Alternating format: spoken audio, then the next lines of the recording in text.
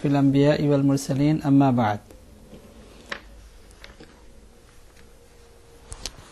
শেষে আমরা শাহ ওয়ালিউল্লাহ মুহাদ্দিস দেহলভী রহমতুল্লাহ আলাইহি হুজ্জাতুল্লাহিল বালিগার মধ্যে তাকলিদ সম্পর্কে যে কথাগুলো আলোচনা করেছিলেন, যে চার ইমামের উপর তাকলিদ করা এর উপর ইজমা, সমস্ত মুসলমানদের এর উপরে ঐক্যমত হয়ে গেছে এবং ইজমা হয়ে গেছে যে চার মাযহাবের যে ইমাম আছে তাদের তাকলিদ করা ওই সমস্ত মাসাইল যেটা এর আগে আলোচনা করা হয়েছে যে তার পরিমাণ শতকরা 20 ভাগ, আর 80 ভাগ মাসাইল এমন যে যার মধ্যে কারো কোনো তাকলিদ করতে হয় না এবং সবাই এ ব্যাপারে একমত থাকে, এবং কি প্রকার কোন জিনিসের মধ্যে তাকলিদ করতে হয় এগুলোর উপরও আলোচনা হয়ে গেছে। শাহ ওয়ালিউল্লাহ মুহাদ্দিস দেহলভী রহমতুল্লাহ আলাইহি এরপরে আলোচনা করেছেন যে ইবনে হাজম তার কিতাবের মধ্যে, ইবনে হাজম জাহিরি যে নিজে তাকলিদ করত না এবং সে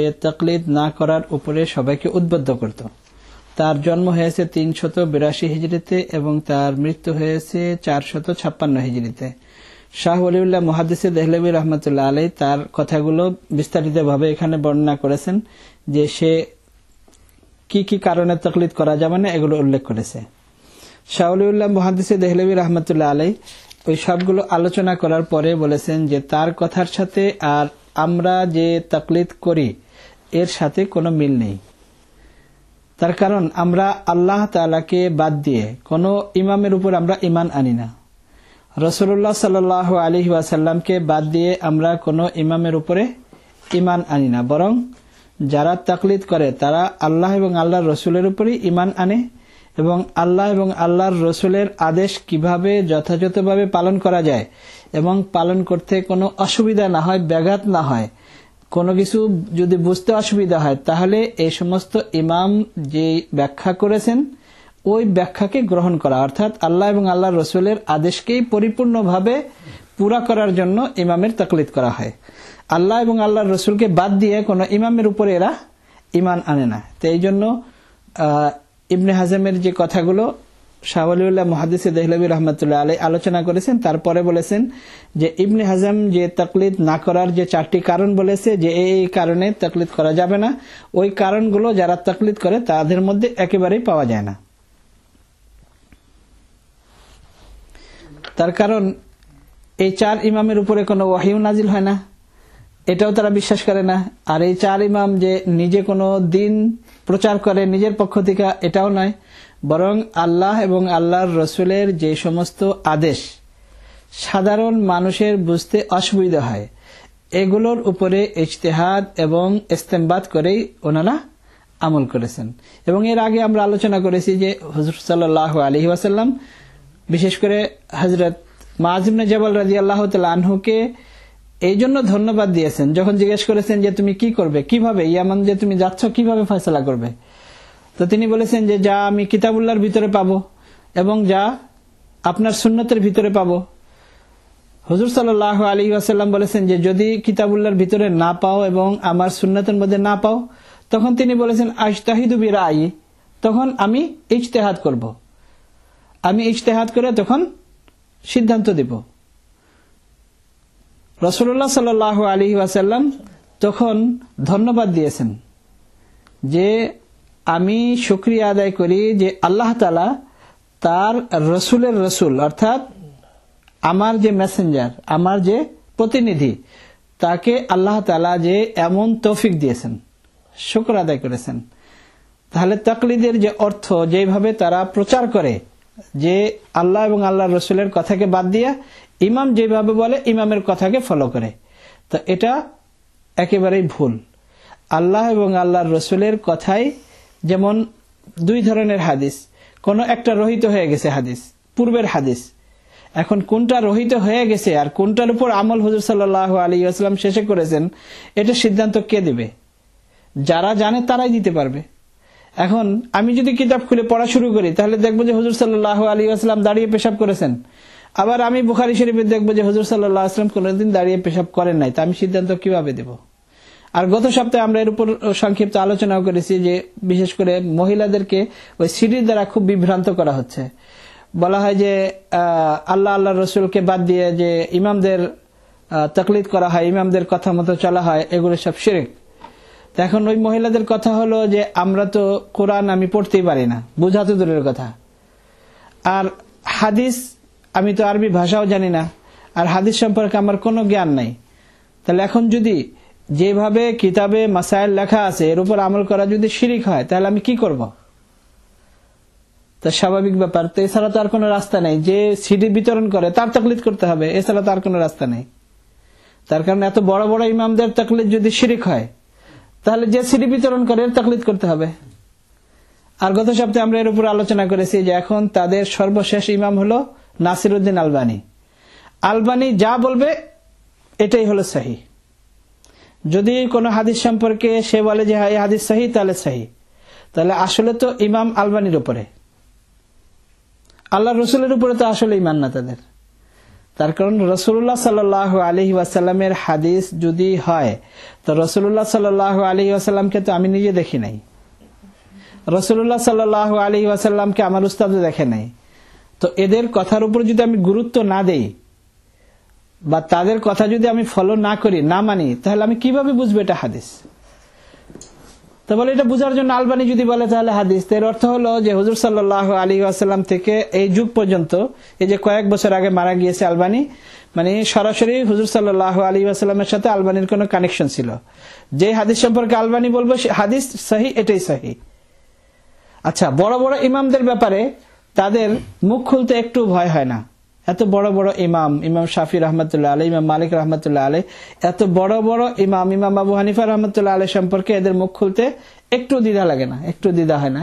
কিন্তু আলবানীর ব্যাপারে যদি বলেন যে না আলবানী তো অনেক ভুল করেছে, তারা এমন ভাবে আপনার সাথে তর্ক করবে মনে হয় যেন আলবানী কোন নবী, তার উপর ওহী নাজিল হতো, তার তো ভুল হওয়ার সম্ভাবনাই নাই। অথচ বিভিন্ন জায়গায় দেখা যাচ্ছে যে আলবানী আসমাউর রিজাল, যেটা তার দাবি যে আমি হাদিসের উপরে, বিশেষ করে হাদিসের যে রিজাল সনদ, এর উপর আমি খুবই পারদর্শী। তো যদি কেউ দাবি করে যে আমি এর উপর পারদর্শী, তারপরেও যদি সেই বিষয়ে ভুল করে, তাহলে এটা তো অবশ্যই ভুল। এবং তার একটা নয়, দুইটা নয়, অনেক ভুল এর উপরে। যে বিভিন্ন বর্ণনাকারী সম্পর্কে সে, যেমন একজনের নাম মুহাম্মদ, মুয়াত্তা ইমাম মালিকের মধ্যে একটি রিওয়ায়াত, মুয়াত্তা ইমাম মুহাম্মাদের মধ্যে একটি রিওয়ায়াত। তো ওইখানে মুহাম্মদ একজন রাবী, বর্ণনাকারী, সে হলো অনেক পরের, কয়েকশো বছর পরের। আলবানী বলেছে যে হলো মুহাম্মদ ইবনুল হাসান শাইবানী, অথচ মুহাম্মদ ইবনুল হাসান শাইবানী হলো একেবারে প্রথম যুগের। তো সে এতটুকু পার্থক্য করতে পারে না যে মুহাম্মদ কে, যে দাবি করে যে আমি এত পারদর্শী।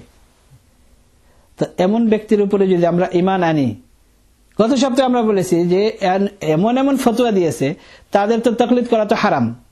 কিয়াস হলো শয়তানের কাজ। তো কিয়াস যদি শয়তানের কাজ হয়, তাহলে তো হাদিস ছাড়া অন্য কিছু তাদের বর্ণনা করা উচিত নয়।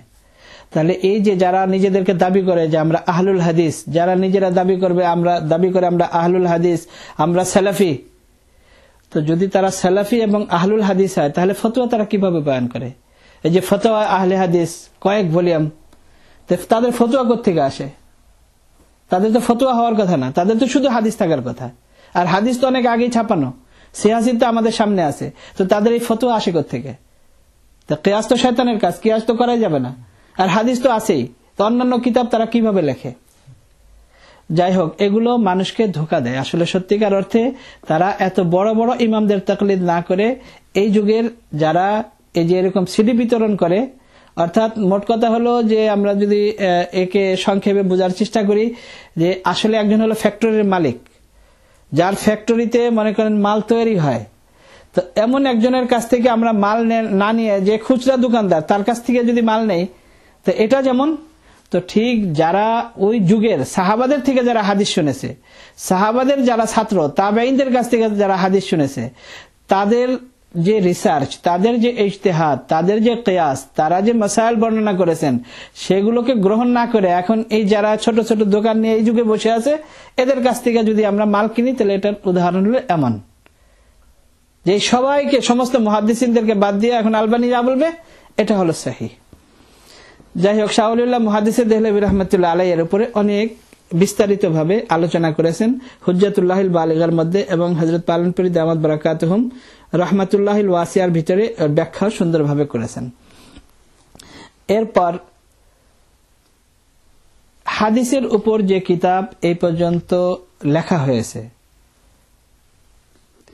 হাদিসের উপর যে কিতাব লেখা হয়েছে, তো এগুলোর বিভিন্ন ক্যাটাগরি, মানে বিভিন্ন নাম, যে এই জিনিস যদি এর ভিতরে থাকে তাহলে এর নাম সহিহ, এই জিনিস যদি থাকে তাহলে এর নাম জামিয়া, এই জিনিস যদি থাকে তাহলে এর নাম হলো সুনান। তো এরকম হাদিসের যে সমস্ত কিতাব, এই সমস্ত কিতাবেরও বিভিন্ন ক্যাটাগরি আছে।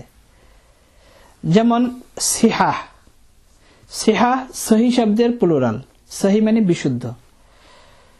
তো অনেকেই মুহাদ্দিসিনদের মধ্যে তারা চেষ্টা করেছেন যে আমার এই কিতাবের মধ্যে সহি, এর আগেও আমরা বলেছি যে সহি বলতে হুজুর সাল্লাল্লাহু আলাইহি ওয়াসাল্লামের হাদিস তো সবই সহি, মানে হুজুর সাল্লাল্লাহু আলাইহি ওয়াসাল্লামের হাদিসের মধ্যে তার কোনো দুর্বল কিছু হতেই পারে না, সবই সহি।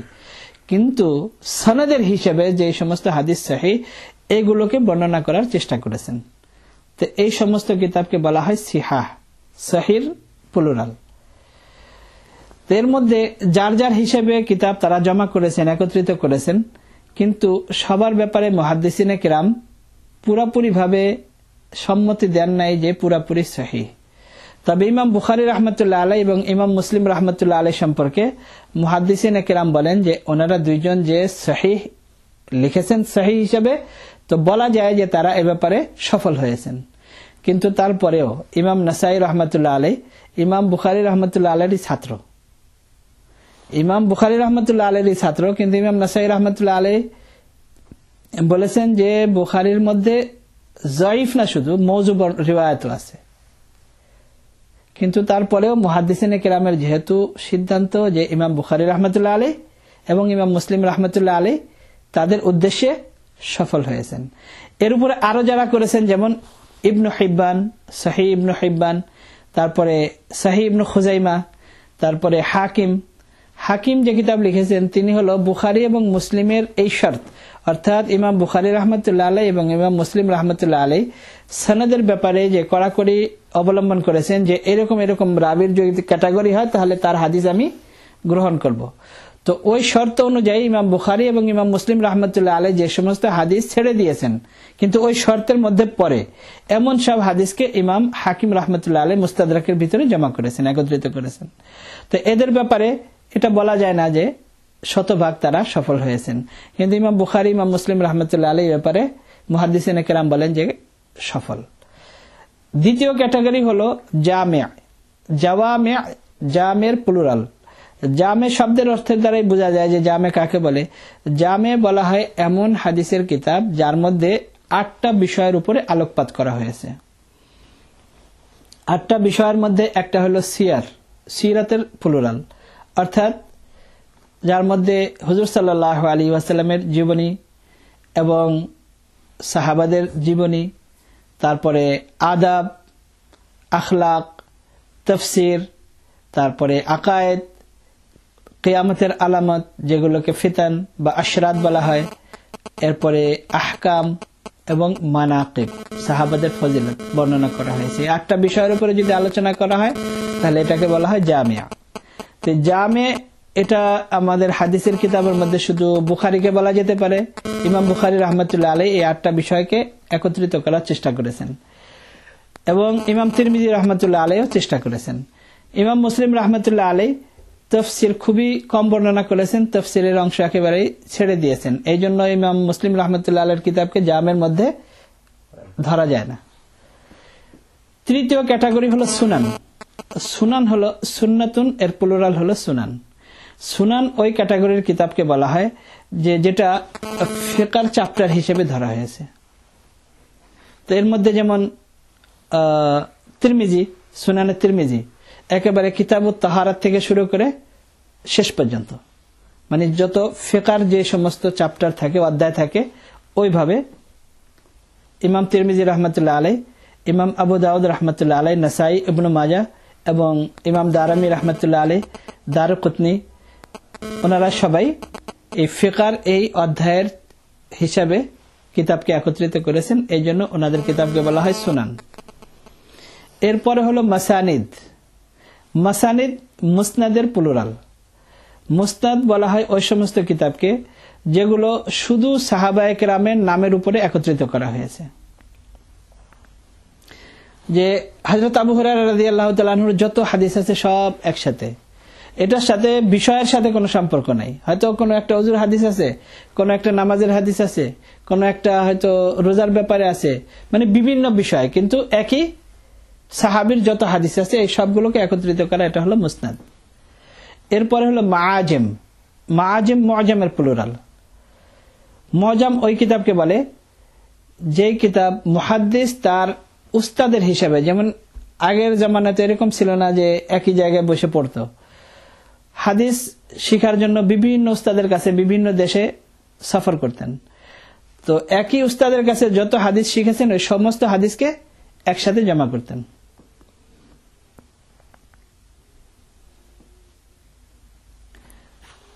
তো সমস্ত হাদিসকে এক উস্তাদের হিসাবে, যে আমার এই উস্তাদের এত হাদিস, এই উস্তাদের এত হাদিস, এই উস্তাদের এত হাদিস, এর মধ্যেও বিষয়ের সাথে কোনো সম্পর্ক নাই, এগুলো হলো মাআজিম। এরপর হলো মুস্তাদরাক। ষষ্ঠ নাম্বার ক্যাটাগরি হলো মুস্তাদরাক। মুস্তাদরাকের আগে বলা হলো ইমাম হাকিম রাহমাতুল্লাহ আলাইহি বুখারী এবং মুসলিমের শর্ত অনুযায়ী যে সমস্ত হাদিস বাদ ছিল, অর্থাৎ ইমাম বুখারী রাহমাতুল্লাহ আলাইহির শর্ত হলো যে এরকম এরকম সনদ যদি হয় তাহলে আমি হাদিস গ্রহণ করব। ইমাম মুসলিম রাহমাতুল্লাহ আলাইহির শর্ত হলো এরকম এরকম শর্ত যদি হয় তাহলে আমি হাদিস গ্রহণ করব। এই শর্ত পাওয়া যায়, কিন্তু ইমাম বুখারী রাহমাতুল্লাহ আলাইহি অনেক হাদিস নেননি। ইমাম মুসলিম রাহমাতুল্লাহ আলাইহি ওই হাদিসকে নিজের কিতাবে নেননি। এমন সব হাদিসকে একত্রিত করেছেন ইমাম হাকিম রাহমাতুল্লাহ আলাইহি। এটার নাম হলো মুস্তাদরাক। এরপরে হলো মুস্তাখরাজ। মুস্তাদরাক বলা হয় হাদিসের এমন ক্যাটাগরি যে অন্য কিতাবে আছে, যেমন বুখারীতে, মুসলিমে, তিরমিজিতে, অন্যান্য কিতাবে এই হাদিসগুলো আছে, কিন্তু অন্য কোনো লেখক বা অন্য কোনো মুসান্নিফ মুহাদ্দিস এই হাদিসগুলোকেই ওনাদের যে উস্তাদ, যে ইমাম বুখারী রাহমাতুল্লাহ আলাইহির উস্তাদ, ইমাম মুসলিম রাহমাতুল্লাহ আলাইহির উস্তাদ, ওনাদের উস্তাদকে বাদ দিয়ে নিজের অন্য উস্তাদের মাধ্যমে এই হাদিসগুলো বর্ণনা করেছেন। হাদিস ওইগুলোই, কিন্তু নিজের উস্তাদের মাধ্যমে ওই হাদিসগুলো বর্ণনা করেছেন। এগুলো হলো মুস্তাখরাজ। এরপরে হলো আজজা। আজজা জুজউনের প্লুরাল। জুজ মানে পার্ট। তো জুজ হলো কোন বিষয়ের উপর মুহাদ্দিসিনে কেরাম হাদিস একত্রিত করেছেন। যেমন ইমাম বুখারী রাহমাতুল্লাহ আলাইহি জুজুল কিরাআতি খালফাল ইমাম, শুধু ইমামের পিছনে সূরা ফাতিহা পড়তে হবে কি হবে না এর উপর ইমাম বুখারী রাহমাতুল্লাহ আলাইহি একত্রিত করেছেন।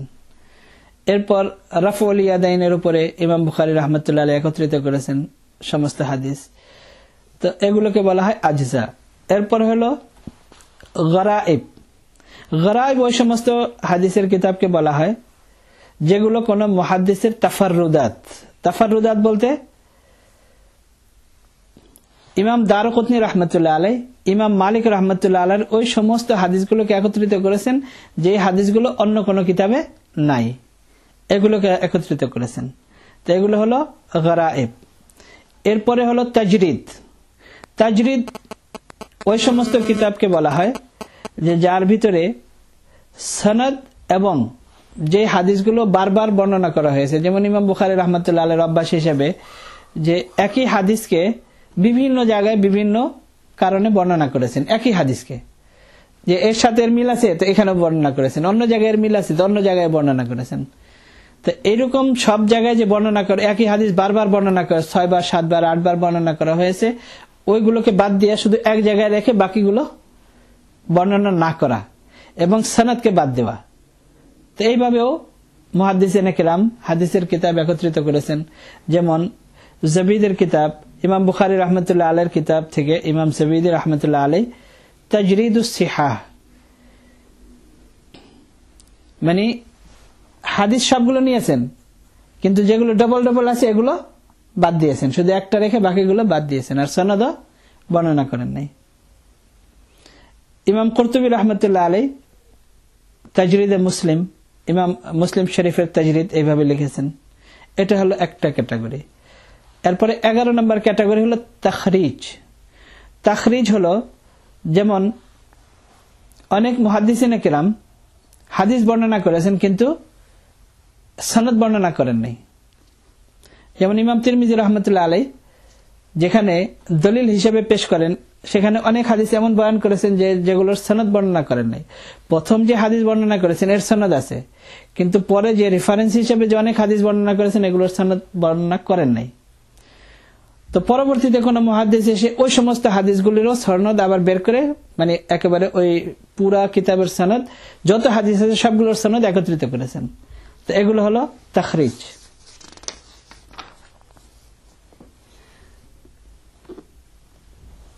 এরপরে হলো কুতুবে জামা। মানে কুতুবে জামা এর শব্দের দ্বারাই বোঝা যায় যে অনেকগুলো কিতাবের রিওয়ায়াত বর্ণনা অর্থাৎ অনেকগুলো কিতাবের হাদিসকে সনদ এবং যে ডবল ডবল যেখানে বর্ণনা করা হয়েছে এগুলোকে বাদ দিয়ে অনেকগুলো কিতাবের হাদিস একত্রিত করা। যেরকম বুখারী, মুসলিম, তিরমিজি 4-5 কিতাবের হাদিস যত হাদিস আছে এই সবগুলোকে একত্রিত করেছে কিন্তু কোনটারই সনদ বর্ণনা করে নাই, এবং একই হাদিস যে বারবার মুহাদ্দিসিন বর্ণনা করেছেন ওগুলো বাদ দিয়ে দিয়েছেন। তো এখন 4-5 কিতাবের হাদিস যেটাকে ডবল ডবল ওগুলো বাদ দিয়ে এবং সনদ বাদ দিয়ে একত্রিত করেছেন, এগুলো হলো কুতুবে জামা। এরপর হলো আতরাফ। আতরাফ হলো ওই সমস্ত হাদিস যেগুলো মুহাদ্দিস শুধু প্রথম হাদিস বর্ণনা করেছে, প্রথম হাদিস এবং প্রথম হাদিসের পুরা সনদ। যেমন বুখারী শরীফের প্রথম হাদিসটা সনদের সাথে বর্ণনা করেছে, মুসলিম শরীফের প্রথম হাদিস বর্ণনা, এরকম যত হাদিসের কিতাব আছে সবগুলোর প্রথম হাদিস সনদের সাথে বর্ণনা করেছেন এবং এইভাবে পুরা কিতাব তৈরি করেছেন। এগুলো হলো আতরাফ। তো এর উপরও মুহাদ্দিসিনে কেরাম কিতাব একত্রিত করেছেন। তুহফাতুল আশরাফ বিমারিফাতিল আতরাফ ইমাম মিজি রাহমাতুল্লাহ আলাইহির কিতাব। এরপরে হলো ফাহারিস। ফাহারিস হলো শব্দের অর্থ তো সূচিপত্র, ফেহরিস্ত প্লুরাল ফাহারিস।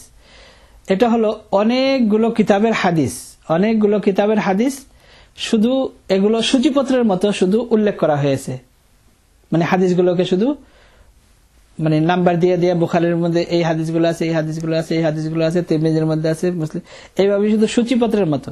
এর উপরেও উলামায়ে কেরাম কাজ করেছেন এবং এর উপরেও অনেক কিতাব লিখেছেন। মিফতাহ কুনুজিস সুন্নাহ, মুআজ্জামুল মুফারাস লি আলফাজিল হাদিস শরীফ। তো এটাও অনেক বড় একটা কাজ। 11 ভলিউম শুধু এর উপরে, মানে সমস্ত হাদিসের কিতাব থেকে শুধু হাদিসের সূচিপত্র বানিয়েছেন। যে বুখারীর ভিতরে যে হাদিসগুলো আছে সূচিপত্র, মুসলিম, তিরমিজি, এটাও অনেক বড় একটা কাজ। মুহাদ্দিসিনে কেরাম এর উপরেও অনেক কাজ করেছেন। এরপর হলো আরবাঈন। আরবাঈন মানে হলো 40 হাদিস। 40 হাদিস, শুধু 40টা হাদিস, বিশেষ কোন বিষয়ের উপরে 40 হাদিসকে বর্ণনা করা। ওই হাদিসের মধ্যে 40 হাদিসের যে ফজিলত আছে এর উপরে ইমাম নববী রাহমাতুল্লাহ আলাইহির কিতাব আরবাঈন লিন-নববিয়্যাহ। তো এরকম আরো মুহাদ্দিসিনে কেরাম অনেক এরকম কিতাব লিখেছেন যেগুলোকে আরবাঈনাত বলা হয়। 12 নম্বর ক্যাটাগরি হলো, না এটা হলো 15 নম্বর।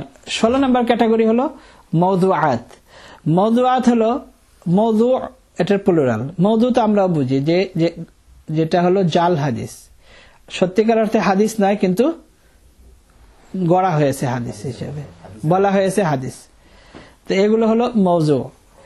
এগুলোর উপরেও উলামায়ে কেরাম, মুহাদ্দিসিনে কেরাম কাজ করেছেন এবং এর উপরে পুরা কিতাব একত্রিত করেছেন, যে যত মাওজু হাদিস আছে সব একত্রিত করেছেন। এর উপরে আল মাওদুআতুল কুবরা, আল মাসনুউ ফিল হাদিসিল মাওদু, মোল্লা আলী কারি রাহমাতুল্লাহ আলাইহি এবং আরো উলামায়ে কেরাম এর উপরে কিতাব একত্রিত করেছেন, যে হাদিসের কিতাব থেকে পৃথক করে শুধু মাওজু যেগুলো, এগুলোকে ভিন্ন করেছেন যেন মানুষের বুঝতে কোনো অসুবিধা না হয়, যেগুলো জাল হাদিস অর্থাৎ হাদিস নয়। আরো একটা ক্যাটাগরি 17 নম্বর, এটা হলো কুতুব আহাদিস মাশহুরা। আহাদিস মাশহুরা বলতে মনে হয় যেন মশহুর হাদিস, আসলে মশহুর হাদিস না। এটা হলো মানুষের মুখে অনেক এরকম কথা আছে মশহুর হয়ে গেছে যেটা হাদিস, এবং মানুষের মুখে মুখে আছে, মানুষ জানে যেটা হাদিস কিন্তু সত্যিকার অর্থে হাদিস নয়। তো এরকম যে সমস্ত কথাগুলো আছে এগুলোকে মুহাদ্দিসিনে কেরাম একত্রিত করেছেন। আল মাকাসিদুল হাসানা ফিল আহাদিসিল মুশতাহিরাতি আলাল আলসিনা। হাফিজ সাখাবী রাহমাতুল্লাহ আলাইহির কিতাব, এবং এটা খুব মশহুর কিতাব, যেগুলো মানুষ বলে থাকে উতলুবুল ইলম ওয়ালাউ কানা বিসিন, সবাই জানে, আসলে এটা কোনো হাদিস না। তো মানুষের মুখে মুখে আছে, কিন্তু সত্যিকার অর্থে এগুলো হাদিস না। তো মুহাদ্দিসিনে কেরাম এগুলোকেও ভিন্ন করেছেন। মানে মওযু যেগুলো জাল হাদিস, ওইগুলোর থেকে এগুলো তো জাল হাদিস, কিন্তু এগুলোকে পৃথক করেছেন এই জন্য যে এগুলো মানুষের মুখে মুখে। অনেক জাল হাদিসের যেগুলো মানুষ জানে না, কিন্তু এগুলো হলো সবার মুখে মুখে থাকে, কিন্তু আসলে হাদিস না। তো এগুলোকে পৃথক করেছেন। এরপরে হলো 18 নম্বর ক্যাটাগরি হলো গরিবুল হাদিস। গরিবুল হাদিসের আগেও আমরা বলেছি যে গরিবুল হাদিস হলো হাদিসের মধ্যে যে সমস্ত শব্দ এমন ব্যবহার করা হয়েছে, হুজুর সাল্লাল্লাহু আলাইহি ওয়াসাল্লাম ব্যবহার করেছেন যে সচরাচর যে শব্দগুলো ব্যবহার হয় না আরবি ভাষায়। তো এগুলো তো সবার জন্য বোঝা সহজ নয়। যত বড় আলেমই হোক, যদি সে এর উপর পড়ালেখা না করে, তো আলেম হইলেও এই সমস্ত হাদিস তো বুঝবে না, যেহেতু এগুলো সচরাচর আরবি ভাষায়ও ব্যবহার করা হয় না। তো মুহাদ্দিসিনে কেরাম এর উপরও মেহনত করেছেন যে ওই সমস্ত শব্দ যেগুলো হাদিসের মধ্যে ব্যবহার করা হয়েছে এবং সচরাচর এগুলো ব্যবহার হয় না, তো ওইগুলোকে এক হিসেবে বলা যায় এগুলো হাদিসের ডিকশনারি হিসেবে, যে এগুলোর উপর মুহাদ্দিসিনে কেরাম কিতাব লিখেছেন। আর নিহায়া ফি গরিবুল হাদিস হাফিজ ইবনুল আসিল জাজরি রাহমাতুল্লাহ আলাইহির এবং আল্লামা জামাখশরী রাহমাতুল্লাহ আলাইহির কিতাব এ ব্যাপারে খুবই মশহুর, আল ফাইক। এবং আমাদের ভারতবর্ষের একজন বহুত বড় আলেম ছিলেন, অনেক পুরাতন, অনেক বছর আগে, প্রায় এখন থেকে প্রায় 700-800 বছর আগের একজন বড় মুহাদ্দিস ছিলেন, তাহের পাটনি, গুজরাতের ছিলেন। তিনি এর উপর কিতাব লিখেছেন এবং খুবই সুন্দর, মাজমাউ বিহারিল আনওয়ার ফি গরাইবিত তানজিলি ওয়াল আসার। এটাও খুব গুরুত্বপূর্ণ। এগুলো সব হলো গরিবুল হাদিস। এবার চিন্তা করে দেখেন যে মুহাদ্দিসিনে কেরাম শুধু গরিবুল হাদিসের উপরে, যেগুলো বলা যায় হিসেবে হাদিসের ডিকশনারি, তো এর উপরে মুহাদ্দিসিনে কেরাম মেহনত করেছেন। 19 নম্বর হলো ইলাল। ইলাল ওই সমস্ত হাদিসের কিতাবকে বলা হয় যে যার মধ্যে ওই সমস্ত হাদিস বর্ণনা করা হয়েছে যেগুলোর সনদের উপরে মুহাদ্দিসিনে কেরাম কালাম করেছেন। কালাম করেছেন বলতে সনদের উপর সমালোচনা করেছেন, যে এই হাদিসের সনদের মধ্যে এর ব্যাপারে আছে, এর ব্যাপারে আছে, তো এমন সব হাদিসকে একত্রিত করেছেন। এগুলো হলো ইলাল, কিতাবুল ইলাল। 20 নম্বর হলো কুতুবুল আজকার। কুতুবুল আজকার, আজকার জিকিরের প্লুরাল, এটা তো আমরা নিজেরাও বুঝি, যে ওই সমস্ত হাদিস যেগুলোতে হুজুর সাল্লাল্লাহু আলাইহি ওয়াসাল্লাম দৈনন্দিন জীবনে মানুষের ব্যবহারের মধ্যে আসে, যেমন সব দোয়া এবং বিভিন্ন সূরার ফজিলত হুজুর সাল্লাল্লাহু আলাইহি ওয়াসাল্লাম যেগুলো বর্ণনা করেছেন, তো মুহাদ্দিসিনে কেরাম এর উপরও কিতাব একত্রিত করেছেন। যেমন ইমাম নববী রাহমাতুল্লাহ আলাইহির যেটা কিতাবুল আজকার, এটা খুবই প্রসিদ্ধ। এছাড়া জাজরি রাহমাতুল্লাহ আলাইহির কিতাব, ইবনুল জাজরি রাহমাতুল্লাহ আলাইহির কিতাব আল হিসনুল হাসিন, এটা তো এমন একটা কিতাব যে এর উপরে মনে হয় এই বিষয়ের উপরে আর কোনো কিতাব এত বিস্তারিত লেখা হয় নাই, আল হিসনুল হাসিন। এরপরে হলো জাওয়াইদ, 21 নম্বর ক্যাটাগরি। জাওয়াইদ হলো ওই সমস্ত হাদিসের কিতাব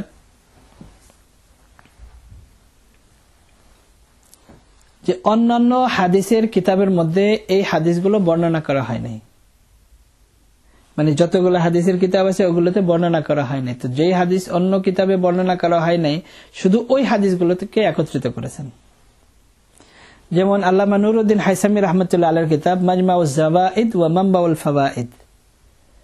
তো এখানে উনি মুসনাদে আহমদ এবং মুসনাদে বাজ্জার, মুসনাদে আবু ইয়ালা এবং তাবরানির মাআজিমে সালাসা এবং সিয়াসিত্তার থেকেও তিনি অনেক হাদিস এখানে বর্ণনা করেছেন। হাফিজ ইবনে হাজার আসকালানী রাহমাতুল্লাহ আলাইহি লিখেছেন আল মাতালিবুল আলিয়া বিজাওয়াইদিল মাসানিদ সামানিয়া। তো এই 21টা ক্যাটাগরি হাদিসের কিতাবের 21টা ক্যাটাগরি। এরপরে হলো অনেকগুলো ক্যাটাগরি হলো যে হাদিসের যারা বর্ণনাকারী, রাবি যাদেরকে বলা হয়, প্লুরাল রুয়াত, যারা হাদিসের বর্ণনাকারী, তাদের ক্যাটাগরি।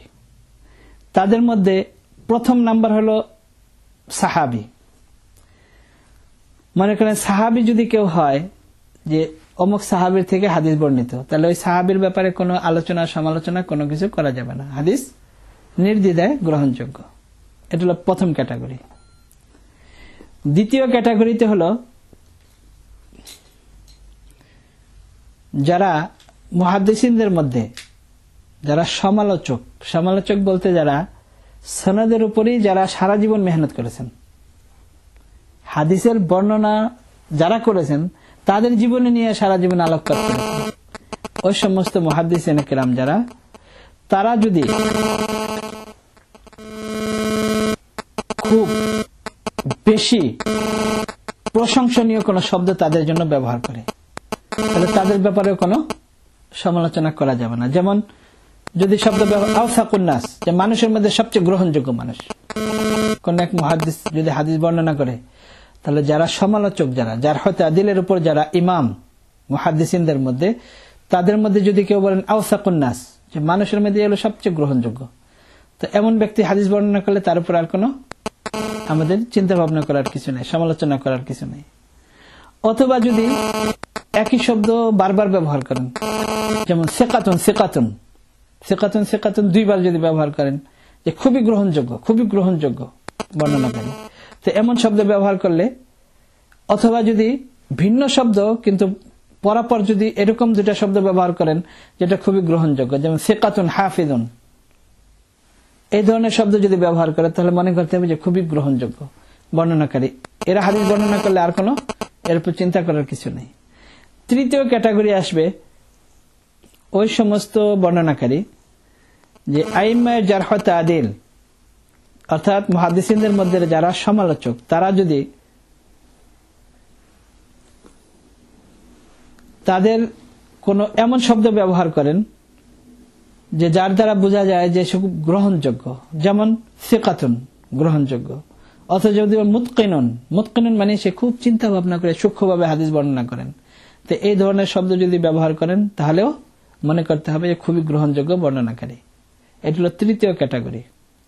অথবা যদি বলেন সাবতুন, আদলুন, তো এই সব শব্দগুলো একই ক্যাটাগরির।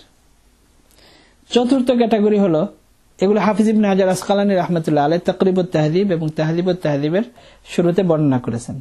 তো যদিও হাফিজ ইবনে হাজার আসকালানী রাহমাতুল্লাহ আলাইহি বর্ণনা করেছেন, কিন্তু পরবর্তীতে মুহাদ্দিসিন যারা, তারা সবাই এটাকেই গ্রহণ করেছেন। তাই হিসেবে বলতে গেলে এটাই হলো মুহাদ্দিসিনদের মানে পদ্ধতি এবং সিস্টেম। চতুর্থ ক্যাটাগরিতে হলো তৃতীয় ক্যাটাগরির কাছাকাছি, যেমন কোন বর্ণনাকারীর ব্যাপারে যদি সমালোচক যারা মুহাদ্দিসিন, জারহ ওয়া তা'দীলের ইমাম যারা, তারা যদি বলেন সাদুকুন, সত্যবাদী, লা বা'সা বিহি, এর থেকে হাদিস বর্ণনা করতে কোনো অসুবিধা নাই, লা বা'সা বিহি, তাহলে মনে করতে হবে যে খুব গ্রহণযোগ্য বর্ণনাকারী। পঞ্চম স্তর হলো ওই সমস্ত মুহাদ্দিসিন যাদের সম্পর্কে ভালো বলা হয়েছে, আবার একটু মানে খারাপ না, কিন্তু এমন শব্দ ব্যবহার করা হয়েছে সন্দেহজনক, যেমন বলা সাদুকুন সাইয়্যুল হিফজ, তিনি খুব সত্যবাদী কিন্তু অনেক সময় অনেক কথা ভুলে যেতেন।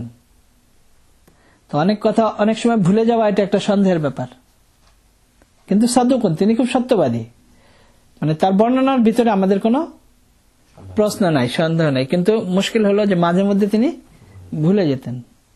সাদুকুন ইয়াহিমু, তিনি সত্যবাদী কিন্তু অনেক সময় উনি ওহাম মানে হলো ভুল বুঝতেন।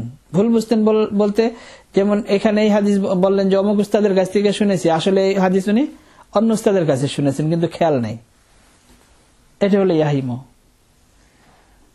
বা এই ধরনের শব্দ যদি ব্যবহার, সাদুকুন লাহু আওহাম, যে সত্যবাদী কিন্তু অনেক সময় সেম শব্দ, ইয়াহিমু বা আওহাম একই রকমের শব্দ।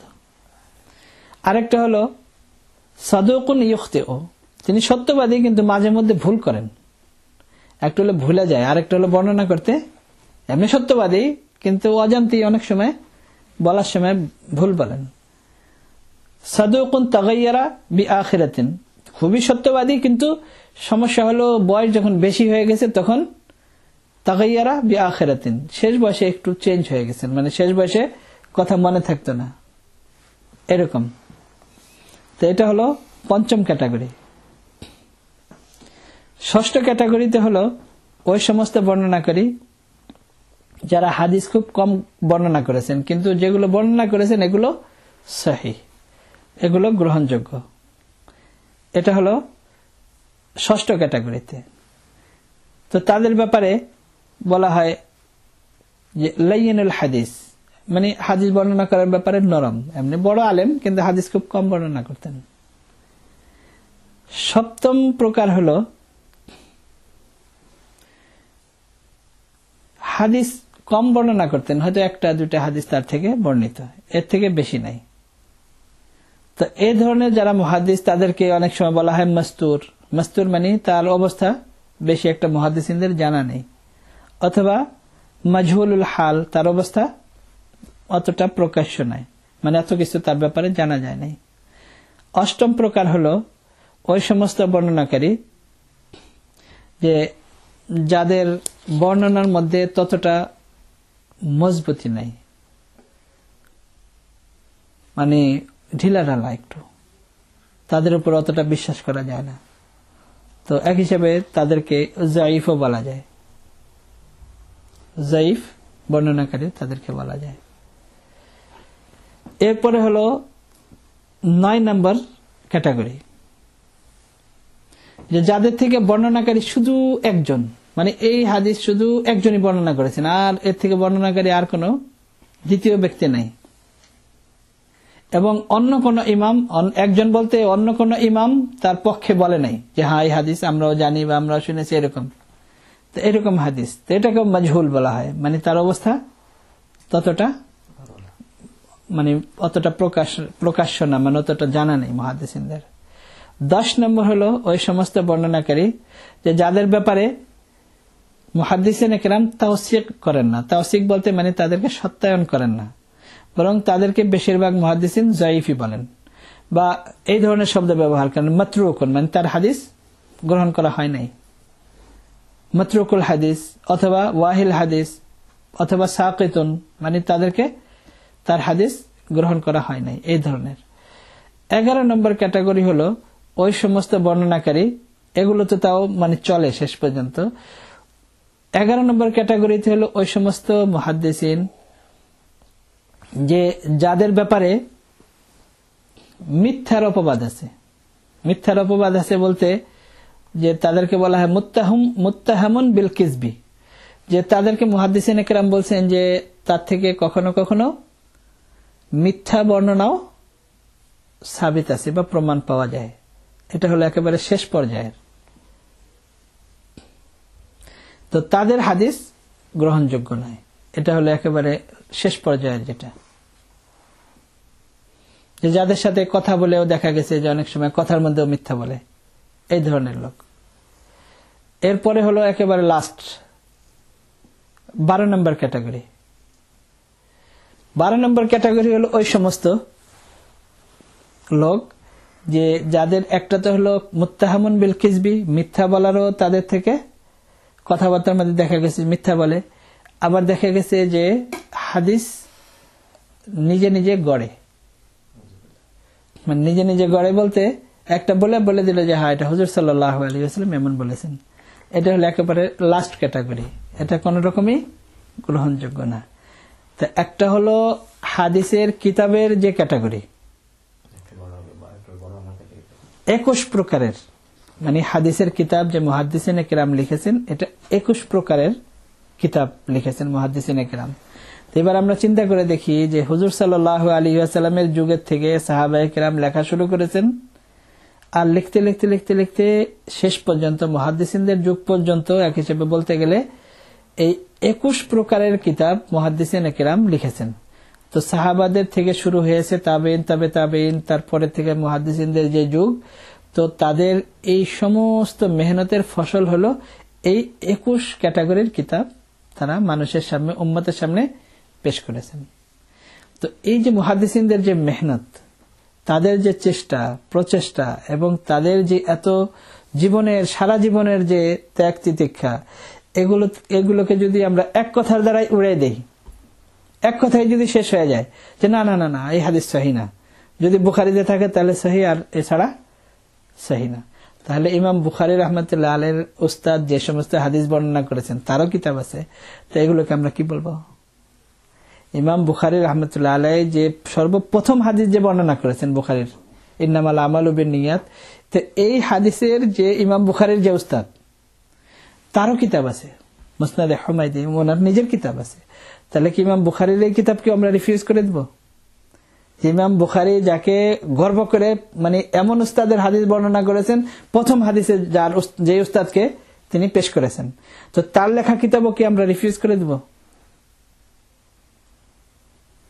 এগুলো তো আমাদের জন্য চিন্তার বিষয় যে বুখারীতে না থাকলে আর আমরা এটা গ্রহণ করব না।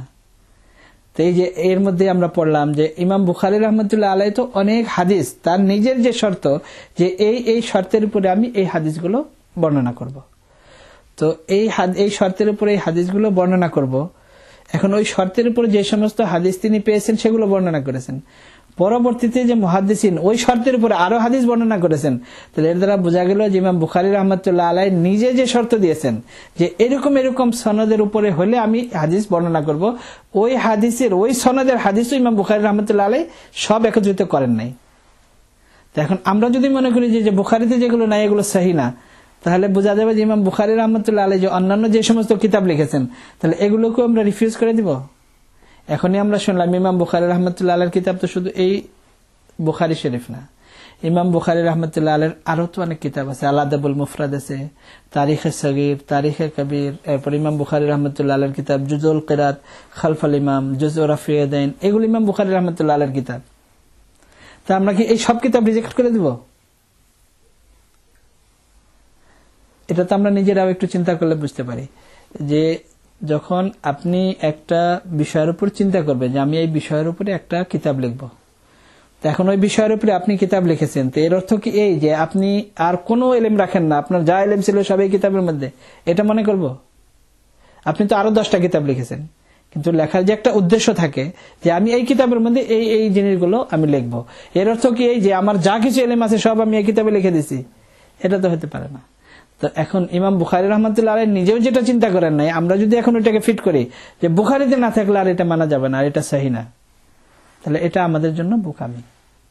এরপরে এর উপরে তো আমরা অনেকবার আলোচনা করেছি যে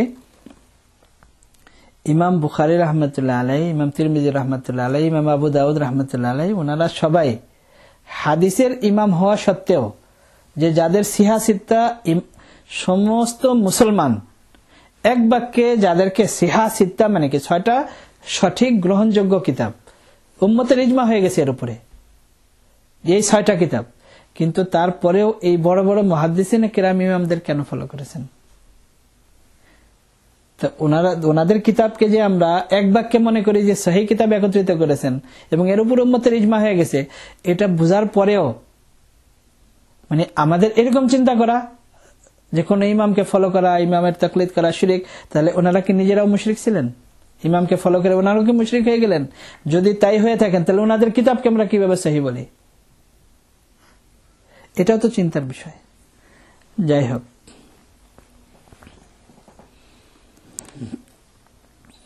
সিহা সিত্তার যে সমস্ত বর্ণনাকারী হাফিজ ইবনে হাজার আসকালানী রাহমাতুল্লাহ আলাইহি তাদের ক্যাটাগরি বর্ণনা করেছেন, তাদের হলো 12 ক্যাটাগরি। যারা সিহা সিত্তার যে 6টি যে সহিহ কিতাব, সিহা সহির প্লুরাল, সিত্তা মানে 6, মানে 6টি সহিহ কিতাব। এই 6টি সহিহ কিতাব এখনই আমরা আলোচনা করলাম, এর অর্থ এই নয় যে 6টি কিতাবের মধ্যে যত হাদিস আছে সবই সনদের হিসেবে সহিহ, এমন নয়। কিন্তু মুহাদ্দিসিনে কিরাম এই 6টি কিতাবকে সহিহ হিসেবে গ্রহণ করেছেন। এর মধ্যে অনেক রিওয়ায়াত আছে, বুখারী এবং মুসলিমেও তালাশ করলে হিসাবে মুহাদ্দিসিনে কিরাম অনেক যায়িফ তালাশ করেন, কিন্তু যদি আমরা তালাশ নাও করি, এই দুটি কিতাবকে যদি সহিহ মনেও করি, কিন্তু তারপরেও যে বাকি যে 4টা সুনান, এই 4টির মধ্যে অনেক যায়িফ রিওয়ায়াত আছে। ইবনে মাজার মধ্যে তো অনেক রিওয়ায়াত আছে যেগুলোকে কোন কোন মুহাদ্দিসিনে কিরাম মওযু হিসাবেও আখ্যায়িত করেছেন, কিন্তু তারপরেও এর আগে আমরা বলেছি যে যায়িফের অর্থ আমরা যেভাবে চিন্তা করি এইভাবে নয়। মুহাদ্দিসিনে কিরাম এই 6টি কিতাবকে সহিহ হিসাবে গ্রহণ করেছেন। তো হাফিজ ইবনে হাজার আসকালানী রাহমাতুল্লাহ আলাইহি সিহা সিত্তার যে বর্ণনাকারী, এদের 12টা ক্যাটাগরি বর্ণনা করেছেন, 12টা ক্যাটাগরি মুহাদ্দিসিনদের।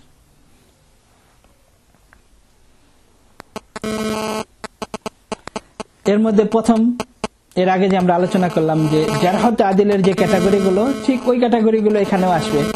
যে প্রথম নম্বরে আসবে সাহাবায়ে কেরাম, দ্বিতীয় ক্যাটাগরিতে আসবে তাবেঈন, তৃতীয় ক্যাটাগরিতে আসবে তাবেঈন কিন্তু যারা মধ্যম তবকা তাবেঈন, তৃতীয় তবকা আসবে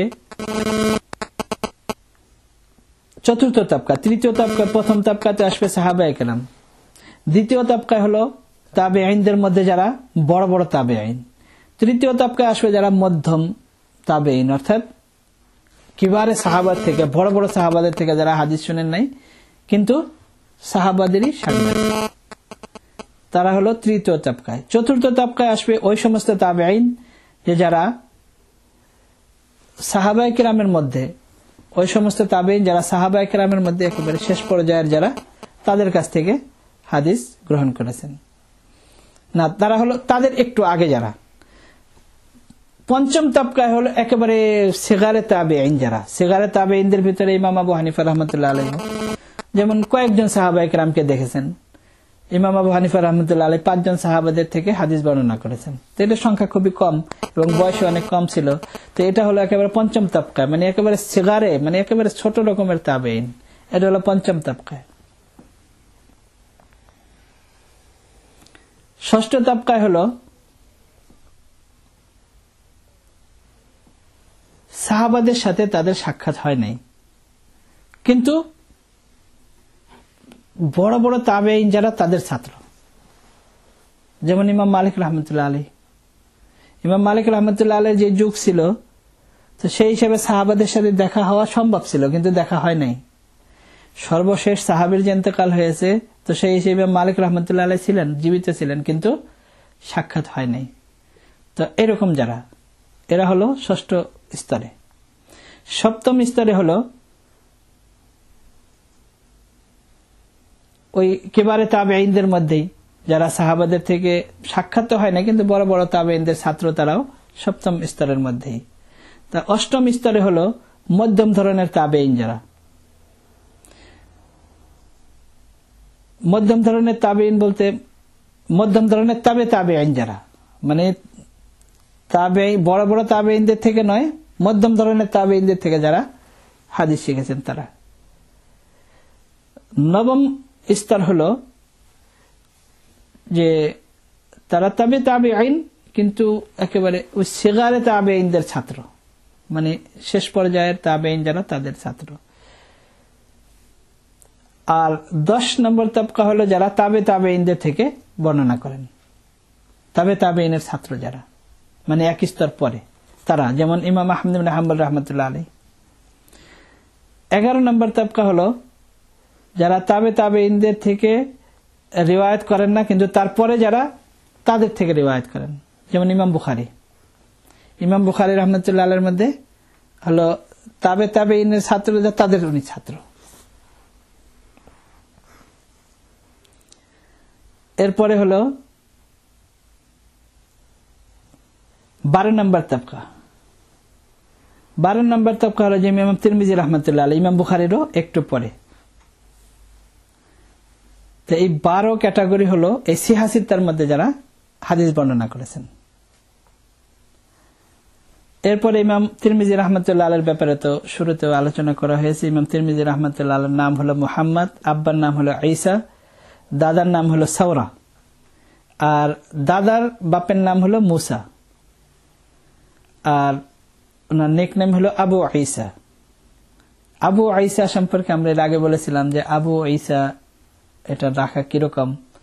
হুজুর সাল্লাল্লাহু আলাইহি ওয়াসাল্লাম বলেছেন যে আবুল কাসিম তোমরা রাখবে না, সাম্মু বি ইসমি, আমার নামে তোমরা নাম রাখো কিন্তু আমার যেটা নেকনেম কুনিয়াত, এই নামে তোমরা কেউ নাম রাখবে না, ওয়ালা তুকান্নু বি কুনিয়াতি।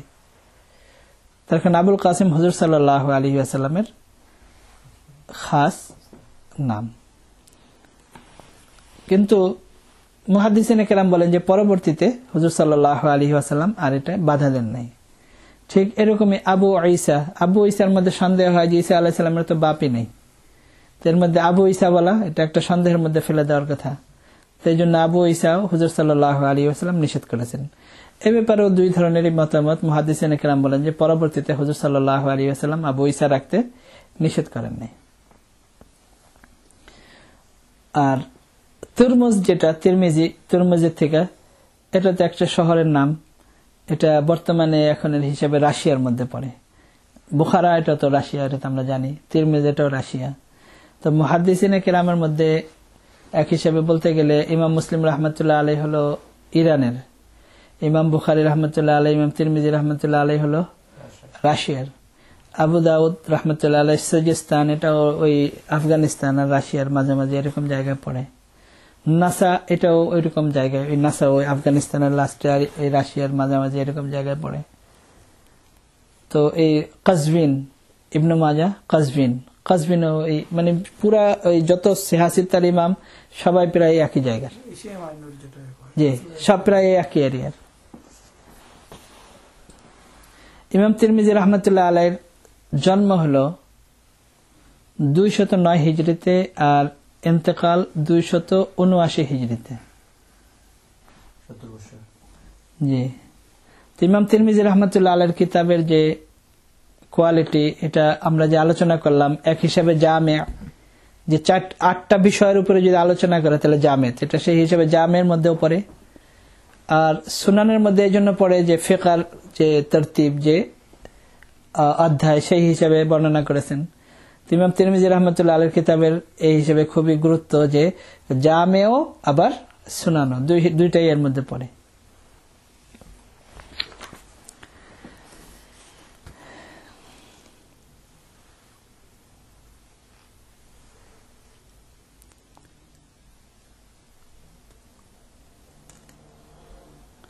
আর শেষে ইমাম তিরমিজি রহমতুল্লাহ আলাইহি শামাইল হুজুর সাল্লাল্লাহু আলাইহি ওয়াসাল্লামের জীবনী লিখেছেন ভিন্ন করে এই কিতাবের শেষে, যেটা অন্য কোন মুহাদ্দিস, তিরমিজির মধ্যে এটা অন্য কোন মুহাদ্দিস এইভাবে ভিন্ন করে লেখেন নাই। এর দ্বারা ইমাম তিরমিজি রহমতুল্লাহ আলাইহির যে বিশেষ, এমনিতে মুহাদ্দিসিন কেরাম সবারই মুহাব্বতেরই প্রকাশ, যে এত কষ্ট করে ইমাম বুখারী রহমতুল্লাহ আলাইহি যে হাদিস একত্রিত করেছেন, যে কিতাব আমাদের সামনে তো 2 ভলিউম দেখি আমরা, মানে আগের যে ছাপানো 2 ভলিউম, এখন তো ছোট অনেক কয়েক ভলিউম হয়ে গেছে।